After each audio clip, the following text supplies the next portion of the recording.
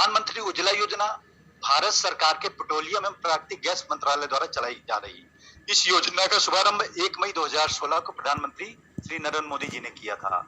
इसके अंतर्गत गांव की महिलाओं को कंडे में खाना ना बनाना पड़े, धुआं से बचाव हो और आसान जीवन है, इसके लिए सिलेंडर उपलब्ध कराए गए हैं। बेटी बचाओ बेटी पढ़ाओ योजना, सुकन्या समृद्धि योजना, सुरक्षित मातृत्व आश्वासन सुमन योजना, फ्री सिलाई मशीन योजना और समर्थ योजना। इस प्रकार से जब हम देखते हैं तो ये योजनाएं चल रही हैं। अब आती बात कानूनों की कि महिलाओं को कानूनी संरक्षण प्रदान करने के लिए भारत सरकार के द्वारा किन किन अधिनियमों के तहत क्या क्या प्रयास किए गए हैं। तो जो मुख्यतः आता है, सबसे पहला आता है भारतीय तलाक संशोधन अधिनियम 2001। इसमें भारतीय तलाक अधिनियम 1869 में मुकदमों के दौरान आर्थिक सहायता निर्वाह, नाबालिगों की शिक्षा से संबंधित व्यापक संशोधन किए गए, क्योंकि पहले ये ज्यादा विस्तृत नहीं थे और महिलाओं को पूरी तरह से संरक्षण और सुरक्षा प्राप्त नहीं हो पाती थी। दूसरा 2001 में एक और संशोधन हुआ था, विवाह कानून संशोधन अधिनियम 2001। इसके अंतर्गत भारतीय तलाक अधिनियम 1869 की धारा 36 व 41 में गुजारा भत्ता, बच्चों के भरण पोषण के संबंध में इस अधिनियम में संशोधन के जरिए आवश्यक संशोधन किए गए और यह व्यवस्था बनाई गई कि बच्चों के भरण पोषण के लिए भी एक भत्ता या गुजारा भत्ता घोषित किया जाएगा, न्यायालय द्वारा दिलाया जाएगा। अपराध दंड प्रक्रिया संहिता संशोधन अधिनियम 2001, पत्नी के भरण पोषण पाने के अधिकार के अंतर्गत पूर्व निर्धारित जो 500 रुपए की एक सीमा थी उसको यहाँ पर हटा दिया गया है। अब क्या है कि जो वर्तमान की आवश्यकताओं के अनुरूप इस राशि को न्यायालय द्वारा घटाया या बढ़ाया जा सकता है और इसके लिए आपको न्यायालय में रिट दायर करनी पड़ेगी। चौथा है भारतीय उत्तराधिकार संशोधन अधिनियम 2002, पारसियों की विधवाओं के प्रति भेदभाव की समाप्ति तथा ईसाइयों की महिलाओं को अन्य धर्मावलंबियों के समान पुरुष व उसकी संपत्ति के उत्तराधिकार का अधिकार इसके अंतर्गत दिया गया है। पहले इनको यह अधिकार प्राप्त नहीं था। हिंदू विवाह अधिनियम एवं विशेष विवाह अधिनियम 2003, वैवाहिक जीवन में उत्पन्न किसी भी प्रकार की समस्याओं के कारण अगर विवाह विच्छेद की परिस्थितियां आती हैं तो परित्याग बच्चे की सुपुर्दगी जैसे विवादों में उनकी विवाहिता को अपने निवास क्षेत्र में मुकदमा 90 दिन तक दर्ज कराने का प्रावधान अब कर दिया गया है, पहले ऐसा प्रावधान नहीं था। दंड प्रक्रिया संहिता संशोधन विधेयक 2005 वर्ष 1994 से विचाराधीन इस विधेयक का उद्देश्य सूर्योदय के पहले तथा सूर्योदय के बाद किसी भी मामले में पुलिस द्वारा महिलाओं की गिरफ्तारी पर रोक लगाने की व्यवस्था की गई है। हिंदू उत्तराधिकार संशोधन अधिनियम 2005, हिंदू उत्तराधिकार अधिनियम 1956 में पैतृक संपत्ति में पुत्रियों को बराबर का हिस्सा सभी राज्यों में दिलाने हेतु संशोधन विधेयक अगस्त 2005 में पारित हुआ है। अब तो आज की जो कंडीशन है उसमें तो ये स्थिति हो गई है कि अब अगर किसी के अभिभावक की आकस्मिक निधन हो जाता है तो जो भी संपत्ति है अगर उन्होंने वसीयत नहीं बनाई है तो वह जो उनकी क्रय की हुई संपत्ति होती है, खुद की, पैतृक नहीं, पैतृक संपत्ति में तो सभी का हक है, जो खुद की क्रय की हुई संपत्ति है अगर उन्होंने वसीयत नहीं बनाई है तो लड़कियों को समान अधिकार प्राप्त होगा उसमें। घरेलू हिंसा से महिलाओं का संरक्षण अधिनियम 2005, महिलाओं पर हो रहे हिंसात्मक आचरण पर कठोरता से रोक लगाने के लिए पीड़ित महिलाओं को संरक्षण दिलाने हेतु अधिनियम सितंबर 2005 में पास हो गया था, जिसका भी हम लोग आगे बहुत डिटेल में डिस्कशन करेंगे। फिर बालिका अनिवार्य शिक्षा एवं कल्याण विधेयक 2001, बालिकाओं की विशेष रूप से शिक्षा को अनिवार्य बनाते हुए उनके कल्याण एवं विकास हेतु आवश्यक व्यवस्थाएं निर्धारित किए जाने के लिए ये विधेयक 2005 में केंद्रीय मंत्रिमंडल द्वारा पारित कर दिया गया था। कारखाना अधिनियम 1948 में संशोधन किया गया 2005 में। इसके अंतर्गत 2005 में केंद्रीय मंत्रिमंडल द्वारा लिए गए निर्णय के अनुसार अब महिलाओं द्वारा कारखानों, व्यावसायिक स्थानों में रात्रि में ड्यूटी के प्रतिबंध को हटाने के लिए कारखाना अधिनियम 1948 में संशोधन कर दिया गया है। अब महिलाएं दिन और रात कभी भी कहीं पर भी कार्य कर सकती हैं। विवाह पंजीयन अनिवार्य विधेयक 2005, प्रत्येक विवाह का पंजीकरण अनिवार्य बनाकर महिलाओं की स्थिति में सुधार लाने हेतु राष्ट्रीय महिला आयोग द्वारा विधेयक तैयार किया गया था, जो अब स्वीकृत हो चुका है और लागू कर दिया गया है। अनैतिक व्यापार निरोधक संशोधन विधेयक 2006 अनैतिक व्यापार से महिलाओं को शोषण से बचाने हेतु कानून को बहुत कड़ा बना दिया गया था। कार्यस्थल पर यौन उत्पीड़न से महिलाओं का सुरक्षा, इसके बारे में हम लोग आगे डिटेल में डिस्कस करेंगे। विवाह विधि संशोधन विधेयक, इस विधेयक के प्रावधानों के तहत हिंदू विवाह अधिनियम 1955 व विशेष विवाह अधिनियम 1954 में जरूरी संशोधन किए गए हैं। विधेयक के कारणों और उद्देश्यों में कहा गया है कि बिगड़ चुके विवाह संबंधों में सुलह की गुंजाइश न होने को तलाक का आधार बनाने के बारे में केंद्रीय विधि आयोग अपनी 71वीं रिपोर्ट और 270वीं रिपोर्ट में सिफारिश कर चुका है, जिसको अब लागू करने का प्रयास किया जाना चाहिए। यौन उत्पीड़न से महिला को सुरक्षा 2010 महिलाओं के लिए एक अन्य महत्वपूर्ण कानून पहले महिला के साथ दुष्कर्म में अन्य अपराधों में निष्पक्ष एवं प्रभावी कानूनी कार्रवाई सुनिश्चित कराने के लिए सीआरपीसी में कई संशोधन किए गए हैं। अब बलात्कार के मामले की सुनवाई महिला जज ही करेगी। पीड़िता का बयान लेने के लिए अब महिला पुलिस अधिकारी को उसके घर जाना होगा, उसके माता पिता या किसी एनजीओ की मौजूदगी में ही बयान दर्ज करना होगा।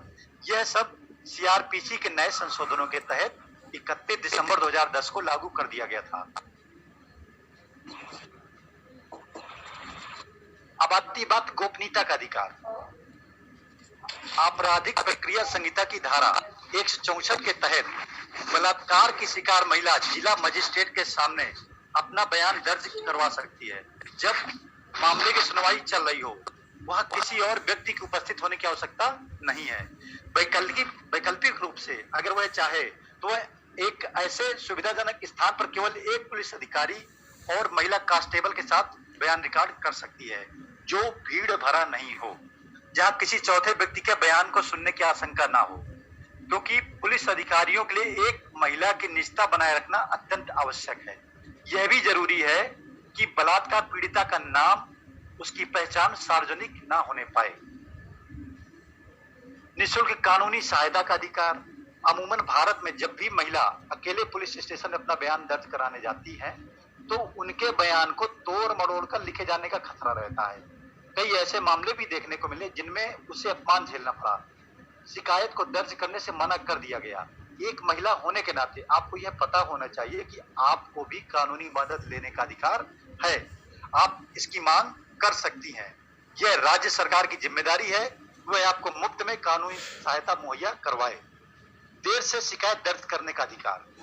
बलात्कार या छेड़छाड़ की घटना के समय बीत जाने के बावजूद पुलिस एफआईआर दर्ज करने से इनकार नहीं कर सकती है। बलात्कार किसी भी महिला के लिए भयावह घटना है, इसलिए उसका सदमे में जाना, तुरंत रिपोर्ट न लिखवाना एक सामान्य स्वाभाविक प्रक्रिया है। वह अपनी सुरक्षा और प्रतिष्ठा के लिए डर सकती हैं। इन बातों को ध्यान में रखते हुए माननीय उच्च न्यायालय ने फैसला दिया है कि बलात्कार या छेड़छाड़ की घटना होने और शिकायत दर्ज करने के बीच काफी वक्त बीत जाने के बाद भी एक महिला अपने खिलाफ यौन अपराध का मामला दर्ज करा सकती है। सुरक्षित कार्यस्थल का अधिकार।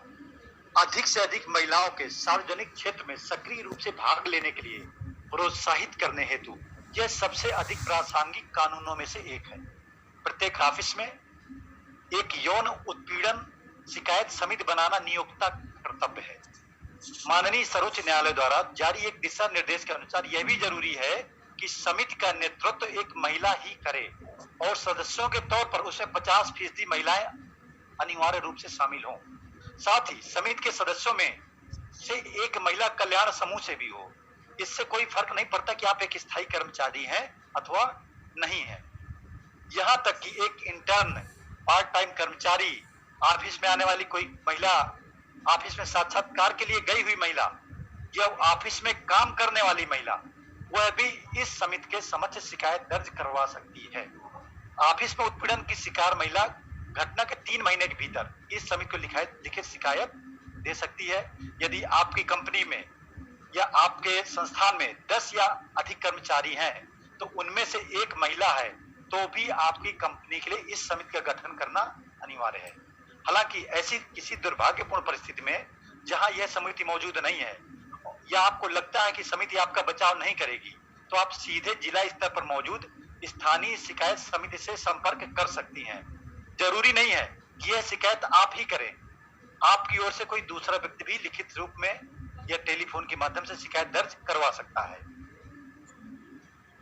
जीरो एफआईआर का अधिकार एक महिला को ईमेल या पंजीकृत डाक के माध्यम से शिकायत दर्ज करने का विशेष अधिकार है। यदि किसी कारणवश वह पुलिस स्टेशन नहीं जा सकती हैं, तो पंजीकृत डाक के माध्यम से लिखित शिकायत भेज सकती है, जो पुलिस उपायुक्त या पुलिस आयुक्त के स्तर के वरिष्ठ अधिकारी को संबोधित की जानी चाहिए। इसके अलावा एक बलात्कार पीड़िता जीरो एफआईआर के तहत किसी भी पुलिस स्टेशन अपनी शिकायत दर्ज कर सकती है।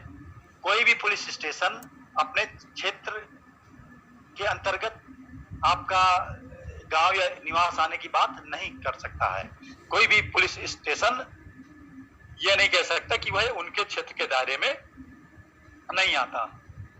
घरेलू हिंसा से सुरक्षा का अधिकार, शादी नहीं टूटनी चाहिए। यह एक विचार भारतीय महिलाओं के जेहन में इतना जड़े जमा चुका है कि वह अक्सर बिना आवाज उठाए घरेलू हिंसा झेलती रहती हैं।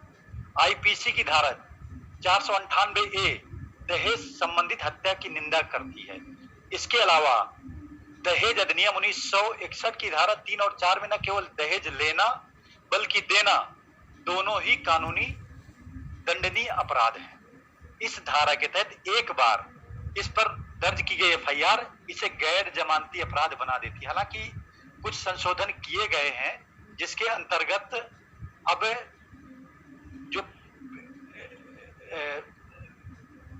पीड़ित है वह जिनके विरुद्ध एफआईआर करी सास ससुर या बुजुर्ग है, तो उनको एडवांस में जमानत मिल सकती है। ऐसा माननीय सुप्रीम कोर्ट का कुछ निर्णय 2017-18 में आया है, कुछ 2012-13 में आए थे। उसके आधार पर कुछ रिलैक्सेशन यहाँ पे मिल जाती है। लेकिन आईपीसी की इस धारा के अलावा घरेलू हिंसा से महिलाओं को संरक्षण अधिनियम 2005 भी महिलाओं की उचित स्वास्थ्य देखभाल, कानूनी मदद, परामर्श और आश्रय गृह संबंधित मामलों में मदद करता है।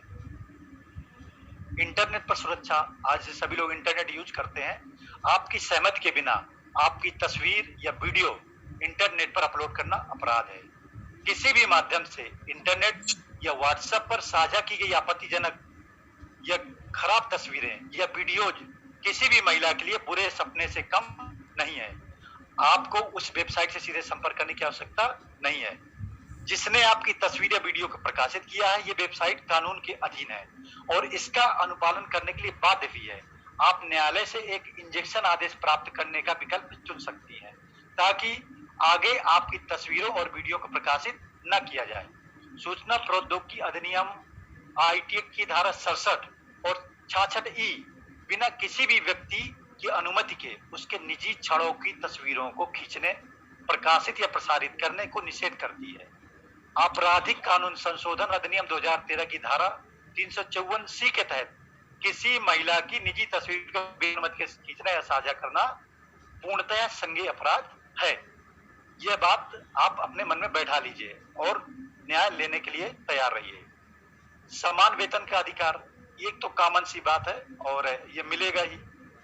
कन्या भ्रूण हत्या के खिलाफ अधिकार, medical termination of pregnancy act 1971 मानवीयता और चिकित्सा के आधार पर पंजीकृत चिकित्सकों को गर्भपात का अधिकार प्रदान करता है। लिंग चयन प्रतिबंध अधिनियम 1994 गर्भधारण से पहले या उसके बाद लिंग चयन पर प्रतिबंध लगाता है। यही कानून कन्या भ्रूण हत्या को रोकने के लिए भी प्रसव से पहले लिंग निर्धारण से जुड़े टेस्ट पर भी प्रतिबंध लगाता है। भ्रूण हत्या को रोकने में यह कानून बहुत ही उपयोगी है, बड़ा ही प्रभावी है। अब आते हैं घरेलू हिंसा। ये बड़ा महत्वपूर्ण मुद्दा है कि आखिर घरेलू हिंसा का कानून कहता क्या है। घरों में होने वाली हिंसा को घरेलू हिंसा कहते हैं। बहुत सरल शब्द में अर्थ है। आमतौर पर घरेलू हिंसा का सामना अधिकतर महिलाओं को ही करना पड़ता है, इसलिए समय समय पर भारत में घरेलू हिंसा को रोकने के लिए अलग अलग कानून बनाए गए और पारित किए गए। घरेलू हिंसा को रोकने के लिए पहला, सबसे पहले तो हम बात करेंगे भारतीय दंड संहिता 1860 की धारा 498। इस धारा के तहत अगर एक विवाहित महिला या पति के रिश्तेदार महिला क्रूरता से व्यवहार करते हैं तो उन्हें 3 साल तक की सजा दी जा सकती है। साथ ही आरोपी को जुर्माने का भी भुगतान करना होगा। इसी धारा में क्रूरता को भी परिभाषित किया गया है। अगर पति या उसके रिश्तेदार महिला से ऐसा कोई बर्ताव करते जिससे महिला को मजबूरन आत्महत्या करने के लिए विवश होना पड़े या अपनी जान लेनी पड़े तो उसे क्रूरता का अपराध माना जाएगा। भारतीय दंड संहिता 1860 की धारा एक, यहाँ पे मैं एक चीज और बताना चाहता हूं कहीं मिस ना हो जाए कि 498 में जो दहेज का कानून है 498, उसमें कई लोगों की गलत फहमी होती है कि अगर 7 साल बीत गए हैं तो महिलाएं दहेज उत्पीड़न का केस नहीं लगा सकती हैं। ऐसा कतई नहीं है। इस धारा के बारे में जो गलत फहमी है वो ये है कि 7 साल के अंदर अगर कोई महिला आत्महत्या या सुसाइड कर लेती है, उन परिस्थितियों में जो कठोर कानून है, कठोर दंड के प्रावधान है वो है। लेकिन दहेज के जो प्रावधान है, दहेज का मुकदमा कभी भी उसके लिए कोई ईयर्स की लिमिट तय नहीं की गई है। ऐसा किसी भी कानून में, किसी भी आईपीसी की धारा में वर्णन नहीं है और ये समाज में एक अफवाह है, तो इससे बचें। तो कोई भी महिला कभी भी दहेज उत्पीड़न का केस कर सकती है। भारतीय दंड संहिता 1860 की धारा 304 के अंतर्गत अगर किसी महिला की हत्या दहेज के लिए की जाती है तो इस अपराध को करने वाले को आजीवन कारावास तक की सजा दी जा सकती है। यानी यह महिलाओं की जान के लिए महिलाओं की जान की सुरक्षा के लिए, संरक्षा के लिए बहुत ही महत्वपूर्ण उपबंध है। इसके अतिरिक्त घरेलू हिंसा को रोकने के लिए 2005 में भारतीय संसद ने कानून पारित किया। इसमें घरेलू हिंसा से महिलाओं को संरक्षण अधिनियम 2005 के तहत किसी महिला, विवाहित या अविवाहित, उसी के अपने घर में शारीरिक, मानसिक, आर्थिक, यौनिक शोषण नहीं किया जा सकता है। उस महिला को कोर्ट से निम्नलिखित राहत मिलेगी अगर ऐसी कंडीशंस आती है। पहला, संरक्षण का आदेश हो सकता है, काउंसलिंग का आदेश हो सकता है, स्वास्थ्य सुरक्षा का आदेश हो सकता है, भरण पोषण के लिए मुआवजा और शेल्टर होम में रहने की जगह। ये निर्भर करता है कि किन परिस्थितियों में क्या क्या सुविधाएं उपलब्ध कराने की आवश्यकता है। कोर्ट से राहत पाने के लिए पीड़िता को कोर्ट में यह साबित करना होगा कि पीड़िता और उत्पीड़न करने वाले के बीच में डोमेस्टिक रिलेशनशिप है। बिना डोमेस्टिक रिलेशनशिप का अर्थ यह है कि पीड़िता और उत्पीड़न करने वाला इनमें से किसी भी प्रकार से एक दूसरे से संबंधित है। जैसे पीड़िता और उत्पीड़क के बीच खून का संबंध हो, यानी वो चाचा हो, पिता हो। पीड़िता और उत्पीड़क के बीच में शादी की वजह से एक संबंध हो, जैसे कि उत्पीड़क पीड़िता का पति है, देवर है, सास है। पीड़िता और उत्पीड़क के बीच जो संबंध है वो शादी के नेचर में है। पीड़िता और उत्पीड़क के बीच एडॉप्शन की वजह से कोई संबंध नहीं है, जैसे कि उत्पीड़क पीड़िता का सौतेला पिता है, सौतेला भाई है। पीड़िता और उत्पीड़क संयुक्त परिवार के तहत एक साथ रह रहे हैं। ऐसी परिस्थिति में पीड़िता संयुक्त परिवार के किसी भी परिवार के सदस्य जैसे सास, ससुर आदि के खिलाफ केस कर सकती है अगर वो उसका शोषण कर रहे हैं तो। इसी के साथ यह भी साबित करना होगा कि पीड़िता और उत्पीड़क के साथ एक ही घर में रह चुके हैं पहले कभी भविष्य में और वर्तमान में रह रहे हैं। कानूनन इसे शेयर्ड हाउस होल्ड कहा जाता है। वैसे तो घरेलू हिंसा की शिकायत करने के लिए कोई तय समय सीमा नहीं है, लेकिन अगर शिकायत करने में देरी हो जाए तो कोर्ट के सामने देरी के कारण स्पष्ट करते हैं। अब बात आती है घरेलू हिंसा की शिकायत कैसे कर सकते हैं। तो इसके लिए किसी भी पीड़ित महिला के पास मुख्य तौर पर 3 रास्ते होते हैं। नंबर 1, पहला तो वह पुलिस की मदद ले सकती है। अगर हालात काबू से बाहर जा रहे हैं, उत्पीड़न असहनीय है, तो उसे तुरंत, जो पहले डायल 100 होता था अब वो है, जो पहले डायल 100 होता था अब 112 बना दिया गया है। तो आप 112 नंबर पे कॉल कर लें। जब आप इस नंबर पर कॉल करें तो आपके साथ जो भी घटित हुआ है उसकी जानकारी विस्तार से दें, क्योंकि जो भी आप बात करें वो सारा रिकॉर्ड किया जाता है। साथ ही साथ आपकी लोकेशन और कॉन्टेक्ट डिटेल्स भी साझा करें। इसके अतिरिक्त पीड़ित महिला पति रिश्तेदारों के खिलाफ 498 आई के अंतर्गत एफआईआर भी दर्ज करवा सकती है। आमतौर पर एफआईआर तब दर्ज करवाई जाती है जब शोषण की सारी हदें ही पार हो जाती हैं। तो कोशिश करें कि इसको गंभीरता से समझ करके एफआईआर दर्ज कराएं। नंबर 2, दूसरा विकल्प यह है कि पीड़िता राष्ट्रीय महिला आयोग की शिकायत करें। महिला आयोग में शिकायत दर्ज करवाने के लिए कई माध्यम है। एनसीडब्ल्यू की वेबसाइट है, उसमें आप ऑनलाइन कंप्लेंट सेक्शन पर जाकर के शिकायत दर्ज करा सकते हैं। डाक के द्वारा लिखित शिकायत भेज सकते हैं, लेकिन डाक जब भी भेजें रजिस्टर्ड डाक भेजें। इसके अलावा पीड़िता 1091 हेल्पलाइन नंबर पर भी कॉल कर सकती है। ncw@nic.in पर मेल के द्वारा भी शिकायत दर्ज करवाई जा सकती है। हर राज्य में अपना एक राज्य महिला आयोग होता है। आप राष्ट्रीय महिला आयोग के अतिरिक्त पीड़ित राज्य महिला आयोग में भी मदद ले सकती है। उत्तर प्रदेश सरकार ने महिला हेल्पलाइन नंबर एक जारी कर रखा 181, आप वहां पर भी मदद ले सकते हैं। तीसरा विकल्प यह है कि पीड़िता कोर्ट की मदद ले। घरेलू हिंसा से महिलाओं का संरक्षण अधिनियम 2005 की धारा 18 के तहत शोषित महिला कोर्ट से मदद मांग सकती है। राहत के तौर पर कोर्ट उसके हक में संरक्षण आदेश, मुआवजा देने का आदेश, रेजिडेंस देने का आदेश दे सकती है। इस पूरी प्रक्रिया का उपयोग करने के लिए पीड़िता को प्रोटेक्शन अफसर की मदद लेनी होगी। 2005 अधिनियम के तहत हर जिले में प्रोटेक्शन अफसर की नियुक्ति की जाती है। आपके जिले में कौन सा प्रोटेक्शन अफसर है, यह जानने के लिए आप ऑनलाइन सर्च कर सकते हैं। प्रोटेक्शन अफसर ही आपकी मदद करेगा। डोमेस्टिक इंसिडेंट रिपोर्ट DIR को बनाने में कोर्ट के सामने फाइल होने वाली जो एप्लीकेशन होती है उसमें प्रोटेक्शन अफसर आपको ऐसी मदद करेंगे जिससे कि आपका जो भी प्रकरण है वह मजबूत रहेगा। कार्यस्थल पर महिलाओं के साथ यौन उत्पीड़न रोकथाम निषेध निवारण अधिनियम 2013, कार्यस्थल महिलाओं के साथ यौन उत्पीड़न की रोकथाम हेतु 2013 में यह अधिनियम पारित हुआ था, जो 9 दिसंबर 2013 में आया था। जैसा कि इसका नाम से ही उद्देश्य रोकथाम, निषेध और निवारण से स्पष्ट है कि उल्लंघन के मामले में पीड़ित को निवारण करने के लिए भी ये कार्य करता है। जिन संस्थाओं में 10 से अधिक लोग हैं, जो हम लोग डिस्कशन कर चुके हैं। यह कानून कहता क्या है? यह कानून कार्यस्थल पर महिलाओं के यौन उत्पीड़न को अवैध करार देता है। यह कानून यौन उत्पीड़न के विभिन्न प्रकारों को चिन्हित करता है और यह बताता है कि कार्यस्थल पर यौन उत्पीड़न की स्थिति में शिकायत किस प्रकार की जा सकती है। यह कानून हर उस महिला के लिए बना है जिसका किसी भी कार्यस्थल पर यौन उत्पीड़न हुआ हो। इस कानून में यह जरूरी नहीं कि जिस कार्यालय पर या जिस कार्यस्थल पर महिला का उत्पीड़न हुआ है वो वहां नौकरी करती हो। कोई भी सरकारी दफ्तर हो, चाहे वो निजी संस्थान हो। यौन उत्पीड़न है क्या? यहाँ पर ये बहुत बारीक चीजें हैं, समझने की जरूरत है। कि पहला, इच्छा के खिलाफ छूना या छूने की कोशिश करना।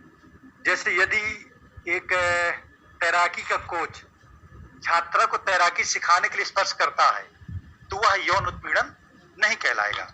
परंतु यदि वह पूल के बाहर क्लास खत्म होने के बाद छात्रा को छूने की कोशिश करता है और छात्रा असहज फील करती है तो वह यौन उत्पीड़न कहलाएगा।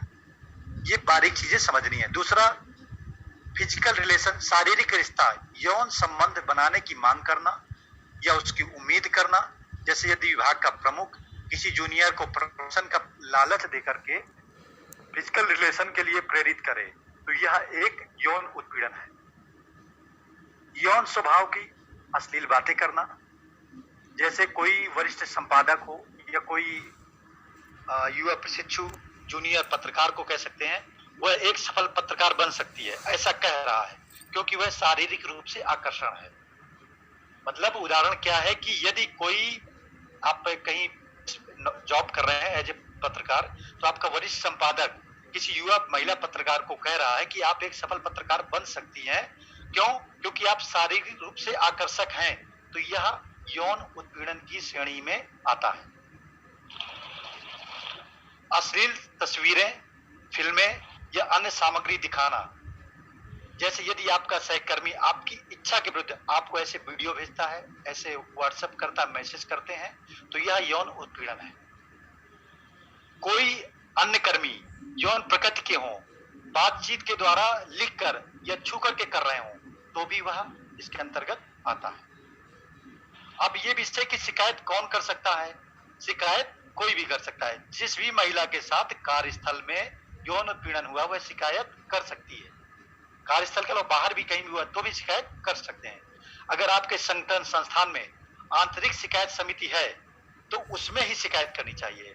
ऐसे सभी संगठन या संस्थान जिनमें 10 से अधिक कर्मचारी हैं आंतरिक शिकायत समिति गठित करने के लिए बाध्य हैं। शिकायत कब की जानी इसकी कोई समय सीमा नहीं है। ये समय सीमा नियोक्ता द्वारा बढ़ाई भी जा सकती है। हाँ, यदि आंतरिक शिकायत समिति को यह लगता है कि इसके पहले पीड़ित शिकायत करने में असमर्थ थी तो यह सीमा बढ़ा दी जा सकती है। हालांकि 3 महीने अधिकतम रखी गई है। शिकायत कैसे की जानी चाहिए? शिकायत हमेशा लिखित रूप में की जानी चाहिए।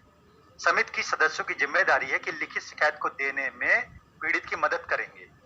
उदाहरण के तौर पर अगर वह महिला पढ़ी लिखी नहीं है, उसके पास लिखित में शिकायत लिखवाने का कोई जरिया नहीं है, तो वह समिति इसका पूरा प्रबंध करेगी कि आपकी शिकायत को विधिवत लिख करके प्रस्तुत किया जाए और उसमें पीड़िता द्वारा बताएगी सारी बारीकियों को भी दर्ज करने की कोशिश वह समिति करेगी।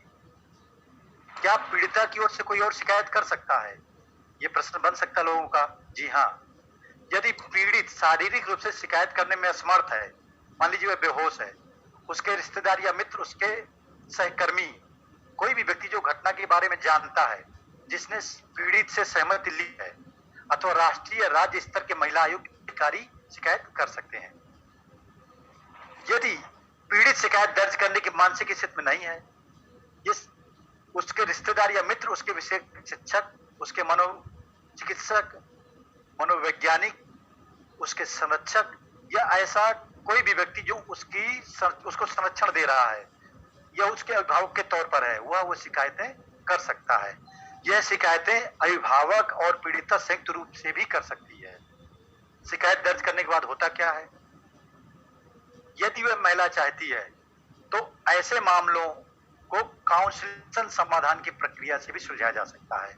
इस प्रक्रिया में दोनों पक्ष समझौते पर आने की कोशिश करेंगे, परंतु ऐसे किसी भी समझौते में पैसे के भुगतान के द्वारा समझौता नहीं किया जा सकता है।